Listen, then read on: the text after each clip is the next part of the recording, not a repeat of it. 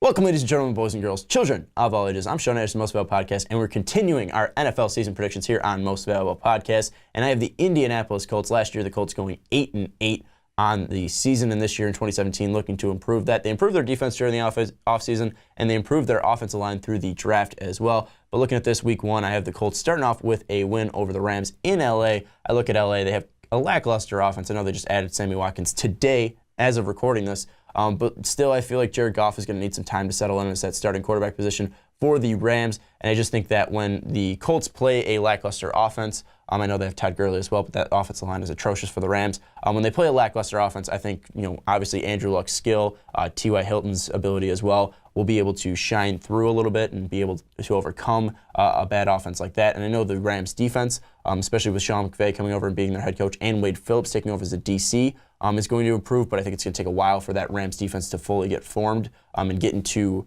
regular season mode. So I will take the Colts in an early victory over the Rams. Let's move on to week number 2. They are going to be at home against the Cardinals. I have the Colts in this one. I'm not too sold on Carson Palmer.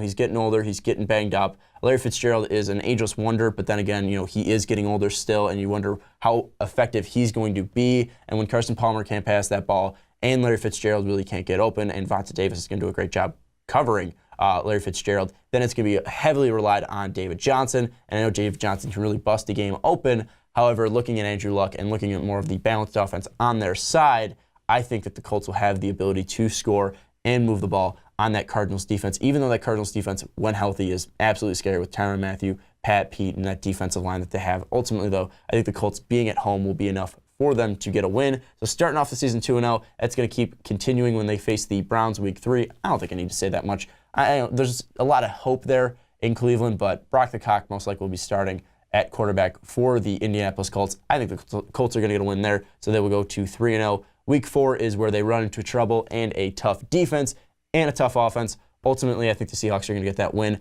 against the Colts. I think the Seahawks are a top team in the NFC. They have a great defense, good offense with Russell Wilson, and I just think that the Seahawks, especially in Seattle, is going to be too much for the Colts to handle, and especially that offensive line. I think this is going to be the toughest challenge for the Colts offensive line right away, and I don't think they're going to be up to the challenge at least yet. So I will take the Seahawks in week 4. Week number 5, they are taking on the 49ers. A nice, easy game right after the Seahawks, especially being in Indianapolis. I think it's going to be an easy win for the Colts. I think most teams, when you're playing the Jets, Browns, and 49ers, you're going to be able to get wins over those teams just because I think those teams are going to struggle a lot this year. So the Colts, now after week 5, are 4-1. Let's go to week 6, where they're taking on the Titans, the first division rival they have on their docket. And I have the Titans winning this one. Being in Tennessee, Marcus Mariota is finally, hopefully at this point, going to be fully healthy. DeMarco Murray, Derrick Henry. I think that offense is going to be too much for the defense to handle for the Indianapolis Colts. And I think there's some stat out there that I'll probably keep referencing during this,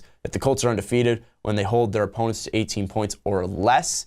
And I don't think they're going to be able to do that here. I think the Titans will be able to put up points in bunches with Mariota, DeMarco Murray, Derrick Henry, and all their wide receiving assets that they have. I think the Titans are going to be too much to handle, especially in Tennessee in week 6. Then week 7, the Colts take on the Jags. I think, 7 straight weeks of football, I think it's going to be very taxing. I think that Titans game, especially being on a Monday night, is going to be very taxing on the Colts, and I have the Jags actually going into Indianapolis and upsetting the Jags. I can totally see the Colts sweeping the Jaguars this season. However, I think the Jags will at least be able to get one on the Colts. I think it's going to be here in Indianapolis. I know people are going to be pissed off. Well, it's in Indianapolis. They have home field advantage. However, I think the fact that that Titans game is going to be brutal on them, especially being a Monday and having a short week for them. I think it's going to be tough on Andrew Luck, and I think that Jaguars offense, with the addition of Leonard Fournette, and as long as Blake Bortles isn't turning the ball over, that offense can really get going. And I think ultimately the additions that the Jaguars made defensively will at least slow down Andrew Luck to the point where the Jaguars will get the win in week 7. Moving on to week 8, they are taking on the Bengals. I'm not too high on the Bengals. I know they have A.J. Green, but A.J. Green's consistently hurt. Andy Dalton isn't a fantastic quarterback. He's a good quarterback, but he's nothing going to be damaging. If you're asking me Andrew Luck versus Andy Dalton, it's Andrew Luck by a mile. And I think the Bengals might be limited scoring-wise, and I think that's why it's going to help the Colts, and that's why the Colts are going to get the victory here. Then moving on to week 9, Texans versus the Colts. I know the biggest story for the Texans here is the lack of a true quarterback. Tom Savage is there. Deshaun Watson is there. They took him 12th overall, but how much will Watson be able to help? However, looking at Lamar Miller, looking at DeAndre Hopkins, looking at the plethora of weapons they have there, I think that the Texans, especially on their defensive side with J.J. Watt, Jadeveon Clowney, and their crazy linebacking core, I think that they're going to be one of the best defenses this year. I think that's going to be able to slow down Andrew Luck enough and this Colts offense enough to get the victory there, especially with it being in Houston. So after Week 9, Colts kind of, around 500. I think they're one game over 500, but going to be at a solid 5-5, if I'm doing my math correctly, after Week 10, where they will lose to the Steelers. Steelers coming off a bye, not going to bode well for the Colts, who have just played 10 straight games. I think that offense of the Steelers is going to be too much for this Colts defense to handle. Andrew Luck is going to do his best, but we saw what happened on Thanksgiving last year, where the Steelers and Colts faced off each other when the Steelers were fully healthy, and the Steelers absolutely spanked them. I think it's going to be a similar matchup to there, where the Steelers will get the win in Week 10. And let's move on now to Week 12. Bye week in Week 11, Colts are taking on the Titans, and here is where the Colts will get the win over the division foe.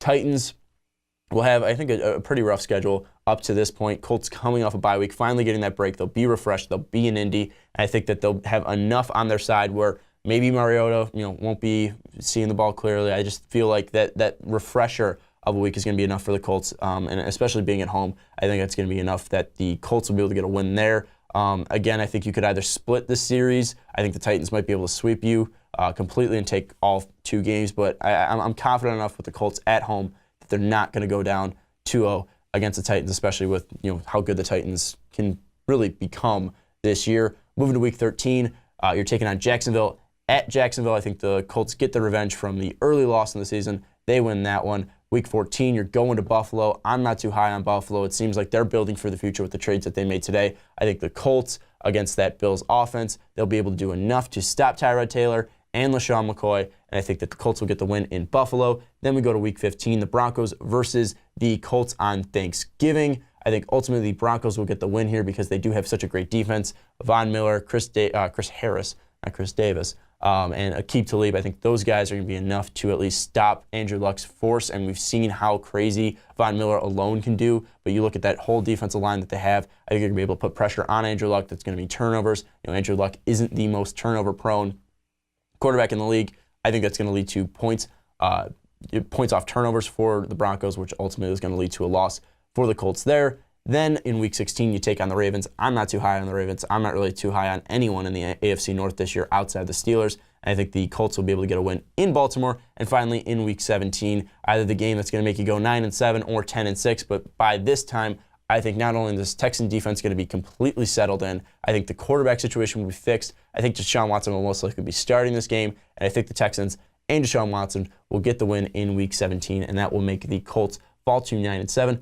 Ultimately, I see the Colts possibly being a fringe playoff team. I wouldn't be shocked if they went 11-5 this year. Wouldn't be shocked if they went 10-6. I also wouldn't be shocked if they went 7-9. I think a lot of those games that are close, that are losses for them, could definitely flip to wins. And I think some of the wins that they have on this schedule can flip to losses. So it's definitely going to be a weird season for the Colts. I don't think it's going to be a bad season. I don't think they're going to have only 6 wins. I don't think it's going to be a crazy season where they go 13-3. I think they're going to be in that nice range where they're going to be a fringe playoff team. Maybe they win the South, but even then I'm higher on the Texans and I'm higher on the Titans in this division. So tell me what you think of the Colts season in the comments down below. Do you think they're going to be at 9 wins? Do you think they're going to be higher? Do you think they're going to be lower? Do you think that Andrew Luck can will them to the playoffs? And how much will this defense be improved compared to last season? Because I know they made a lot of additions, but is that enough to get Andrew Luck the support he needs defensively to get the ball in his hands to move the ball down the field? Tell me in the comments down below. Also, don't forget to subscribe and like this video, but we will see you next time.